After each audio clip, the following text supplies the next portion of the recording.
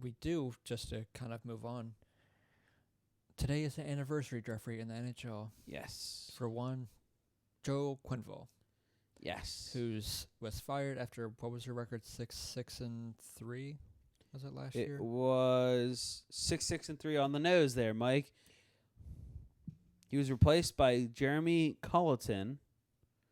How did Chicago end up last year record-wise? I forget. Because they ended up with a decent enough record because they almost made the playoffs, and then because of lottery luck, they jumped up to the 3rd overall spot, and they drafted Kirby Dach.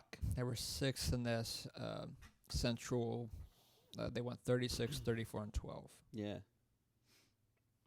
84 points. Not bad. But to start off this year, they are not great. No. They are 4-7-3. Mm-hmm. So the thing with Chicago. Which did get me thinking. Yes. Go ahead. We'll get to it a little later. Okay. But the one thing I don't get is, because when you look at those, the record that got Quenneville fired, I get they hadn't made the playoffs in a couple years. Yeah. 6-6-3 start isn't terrible. No. I just think they probably could have made the playoffs if Q was probably behind the bench, you could argue. You're not wrong. Even though they were on fire at the end of the season, obviously. Right, but still, it's... And also the fact that... Because imagine a guy like Joel Quenneville coaching Dylan Strome. Yeah. Just saying. Yeah, he did it with Kane and Tays, so... Yep. Which is even funny. I don't know. Again, it's obviously easier to say in hindsight with but like everything. If their record was the record this year, the 4-7-3, I would totally get the firing. But right. This isn't terrible. But it was 6-6-3. Yeah. That's not that terrible. bad. Yeah. I don't know. But now he has a new home in Florida after taking all of the rest of the year after he got fired to kind of ponder everything. Yep. There was a chance of him Florida. They currently sit 4th in the Atlantic. Playoff spot, if I'm not mistaken. If the season a were to point end. behind Toronto, 2 points behind Buffalo, and 6 points behind Boston. Oof. Yep, they're in a wildcard spot right now. Tampa Bay's doing bad. They're 6-5-2. Yikes. They're off to a rough start. But yeah, I did find it funny though, because they pretty much had the same numbers, Chicago and Florida. They're just rearranged. Yeah. Which did get me thinking, as I was getting back to my point. Now that Q is in a new home in Florida, what do you think is the better team? As in... On the ice or on paper? On paper. Obviously, right now, it's Florida. Yeah, true. But that's excluding their run. Obviously, you could, if you're going off that, you're obviously gonna say Chicago because Quennevilles Blackhawks, they did win 3 cups and are pretty much the closest thing to an NHL dynasty as you can get. Yes. I'm talking about the last couple kind of years, the team that they are right now. Are they on paper as good as this Florida team? The team that Quenneville was fired from, or better. Better than the team that he's coaching, or worse than the team he's coaching now. Which, if you're thinking right away, it's like, oh, yeah, it's Chicago, right? If you're asking any casual hockey fan or sports fan, like, 9 times out of 10, they'll say Florida Panthers. Like, who's the Florida Panthers? Exactly. Yeah. But if you really look at Florida if you Panthers take a team, deeper dive, it's a much closer. And if you're going side by side, like everything there. So let's go goaltending up. Goaltending. Yeah. All right. It's obvious Florida.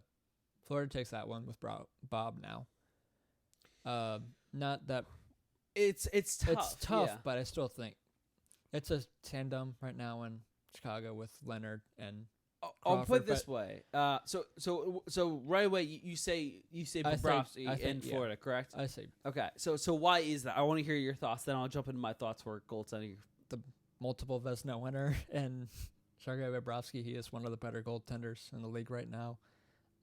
Still only 31, but not to be outdone by Leonard since his kind of drug stint or whatever since going to rehab. He has completely changed his game. And I love that he has. I'm very happy for the guy. I think he deserves all the best success in the world. I unfortunately think this might be the end of because he's one of the bright spots right now for the Blackhawks, if I'm not mistaken. Is that he is doing really well, right? With how poor the record is, which to me thinks Crawford might be. They're both free agents at the end of the year, if I'm not mistaken, and I think they might go Leonard over Crawford. I'll put it this way, which sucks for Crawford because obviously there is big part of Chicago's success over all the years. But you could also say that with every other guy they got rid of and then brought back and then got rid of again, and then they'll be brought back. Hossa, Sharp. Yep. Sod. Yep. Two Shaw. times. Saying. So here, I'll put it this way. So when you first asked me this question, I was a little, I was definitely hesitant because I wasn't sure how to answer that right away. Definitely need time. Then I thought, all right, let's be honest here. It's Chicago because look at the duo they have in Corey Crawford and Robert Leonard, and then. The thing about it, you have Bobrovsky in Florida. Mm-hmm. Florida's backup right now is Samuel Montembeault. Don't know much about the guy. They do, however, have an extremely bright future in goaltending. In Spencer Knight, who they drafted in the first round this past year in the draft. You don't often draft a goalie in the first round, especially in the top 15. You rarely do, yeah. But so I'll put it this way though. For goaltending though, all these categories are going to be close. Just saying. But for me, I'm saying Florida. I have their edge. So this one's still tough for me, but I do have my answer, but I need to explain more. Yes. So when you're talking Florida, I was saying, okay, I see what you're saying, but I still have a feeling about Chicago. But here's the issue. Not only is Robin Lehner playing much better than Corey Crawford, he's 6 years younger. Mm-hmm. Their both contracts are going to expire at the end of the year. One is $1 million more than the other. Crawford over Lehner's contract right there, $6 million over $5 million. Here's what it comes down to, at least for me. Sure, Crawford is a good duo with Leonard. Yeah. But look at the injuries. Look at his history with concussions. That's unfortunate for him. Look at his health-wise over the past couple of years. To me, that's kind of what it comes down to is, can Crawford even stay healthy enough to play 15, 20 games anymore? Maybe not even 25. So really, in this case, kind of pull Crawford out of it. And now you have a Robin Lehner versus Sergei Bobrovsky tandem. For me, I can only go off the Flyers playing the Blackhawks. Obviously, don't really see much of the Blackhawks, and they did play both Lehner and Crawford, if I'm not mistaken. They did.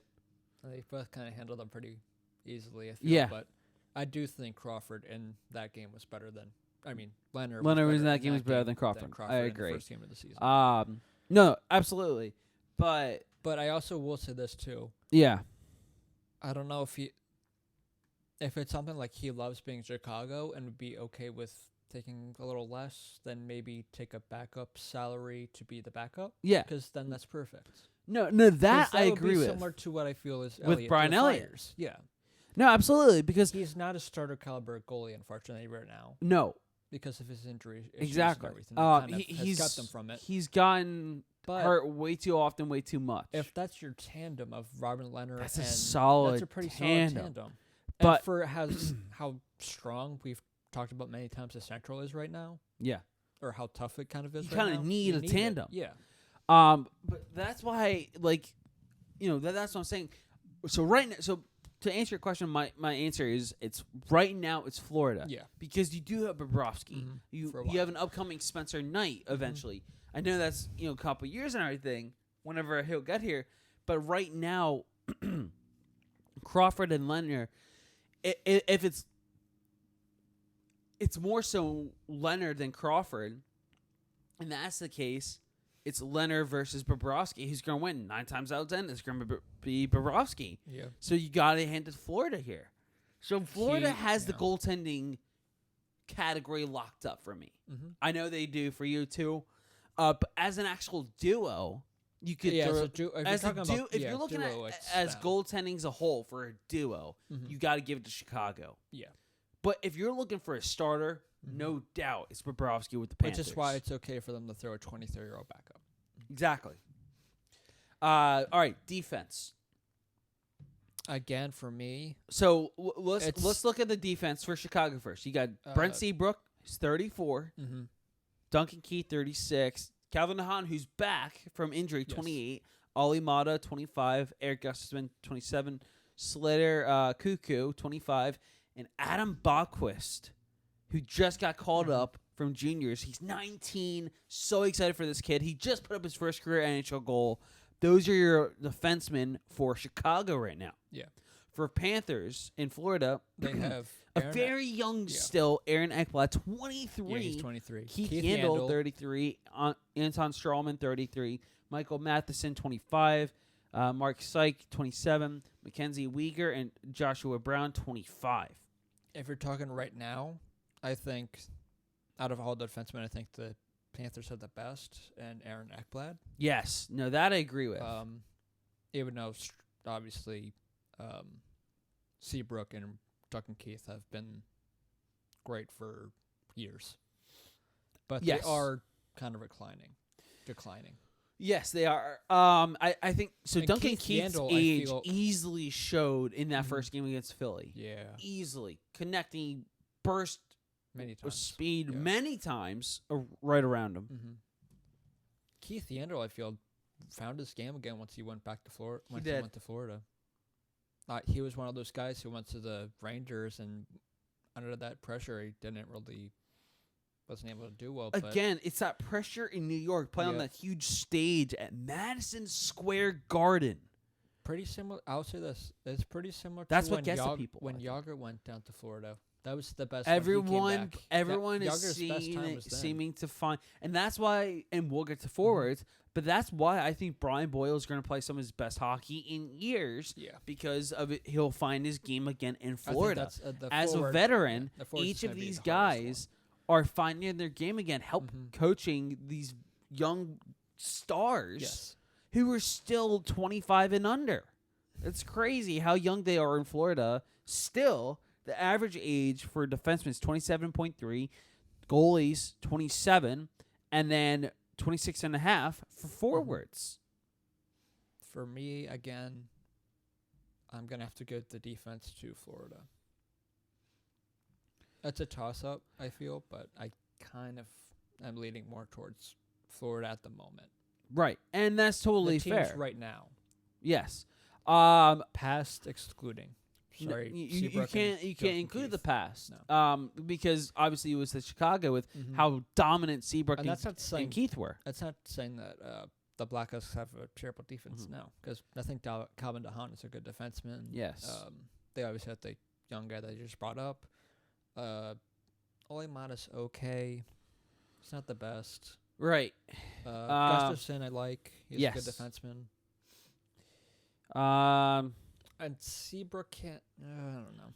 It definitely they can still put up the minutes. It's just not the same as in the past for those two. Wow. So they both had 7 defensemen, and for defensive wise, Florida has spent $5 more million on their defense over Chicago. That's which is pretty crazy. It is crazy, but if you look at it makes sense though.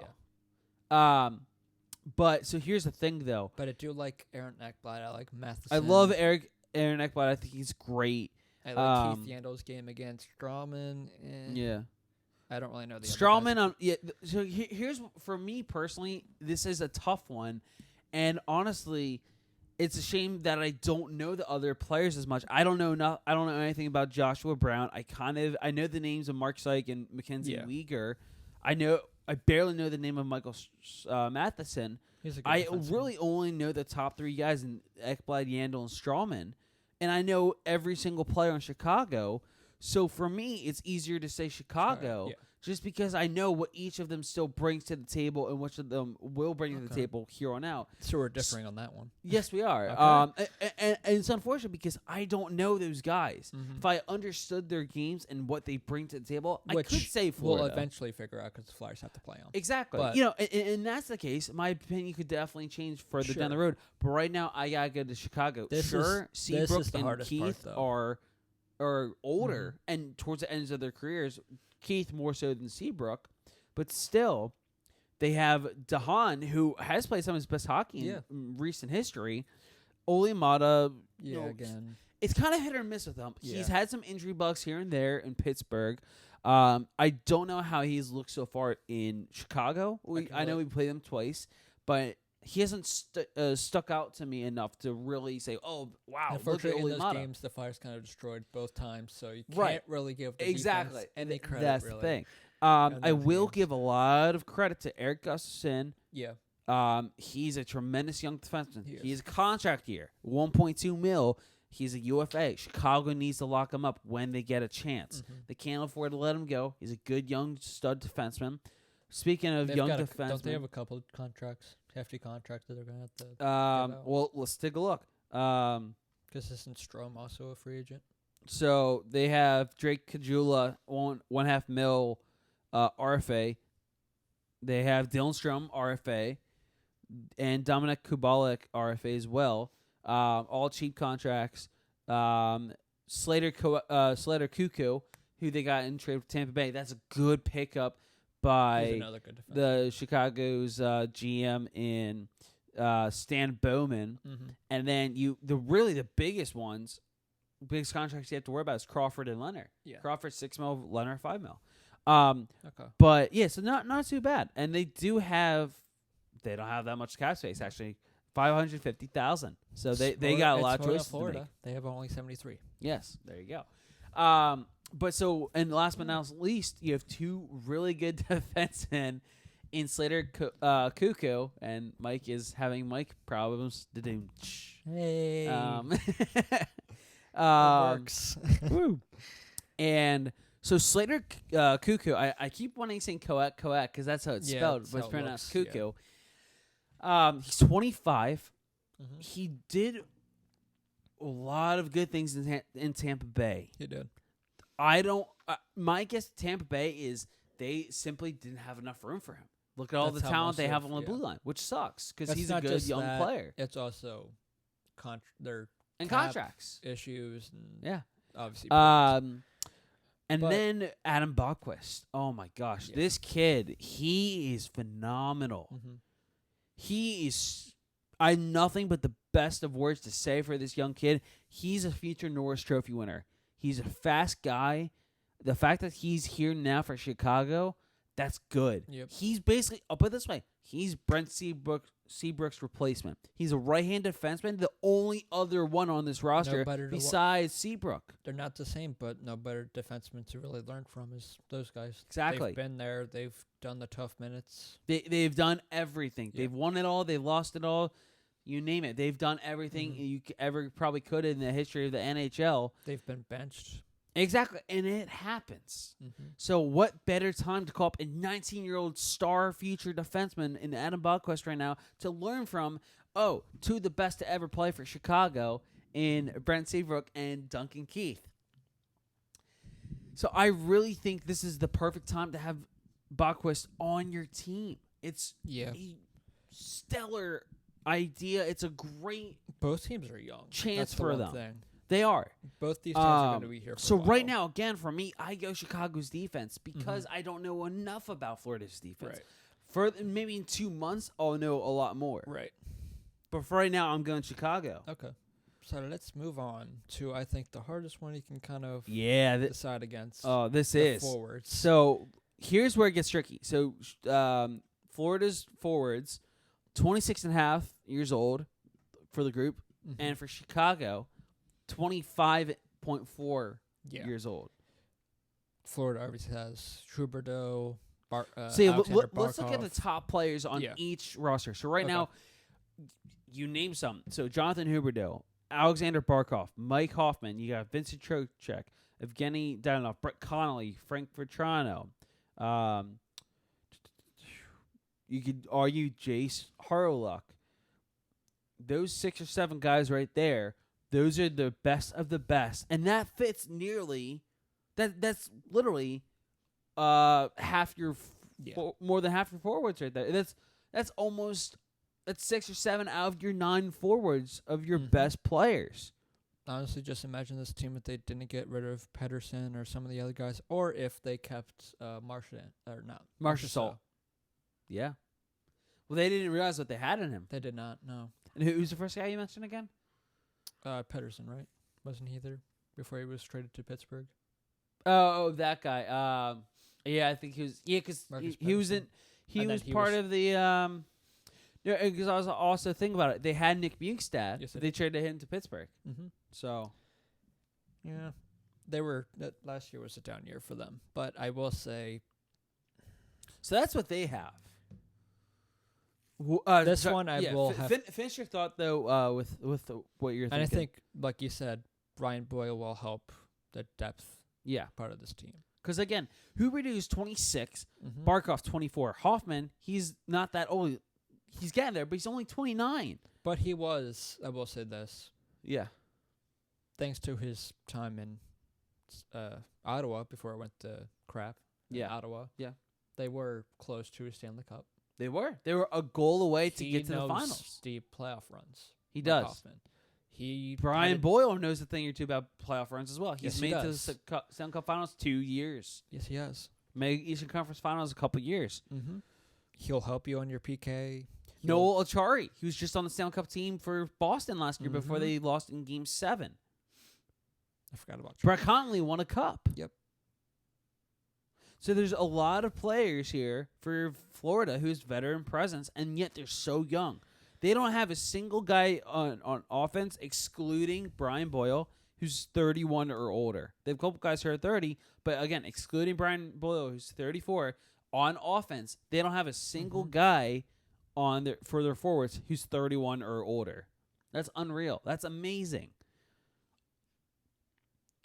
All right, so that's what Florida's got. Now let's see what Chicago's got. Best players right away: Patrick Kane, Jonathan Toews, Kirby Dach, Alex Nylander, Dylan Strome, Alex DeBrincat. You could argue Brandon Saad, Andrew Shaw. Could argue Zach Smith. Mm-hmm. Again, this is more so a toss-up. What really helps Chicago is they have multiple guys who's won multiple cups. Yes. Connolly's the only one on Florida, forward-wise, who's won a cup. Yes. Kane, Toews, Saad and Shaw, they've all won a couple cups. Mm-hmm. Together, exactly. They have this chemistry. That's why it works. But the young stars in Alex Nylander, Dylan Strome, Alex DeBrincat. Yes, I said stars. Also Kirby Dach. Mm-hmm. Those 4. Yeah, I'm going to have to give the forwards to Chicago. Exactly. And so I'll put it this way. Those 4, you could have Strome and Nylander, Dach, and DeBrincat. Either way, you have 2 star centers and wingers that are Kane and Toews' replacements. Yep. When their time is done, Kane and Toews are in great hands. Not just good hands, but great hands. Strome and DeBrincat, they are on a line together. They are dominating. Just like they did with the Erie Otters and the OHL, they're doing it again here. Yep. It's incredible how well they're doing together. It really is. It's amazing. But you're saying Chicago. I want to hear your reasons. To. I'm saying Chicago as well. Those are my reasons. What are your reasons? Depth. And again, similar to Canada defense, I don't really know much on the depth front, on the forwards. For top Florida? 6. That's fair. Yeah, top 6 wise, I think they can pretty much go hand in hand with Chicago. I give Chicago the edge because of the bottom half. That's fair. The bottom 6. I give them that. That's why. I think Brian Boyle does booster their bottom 6 in Florida. Yeah. But that bottom 6 is young. That's a young bottom 6.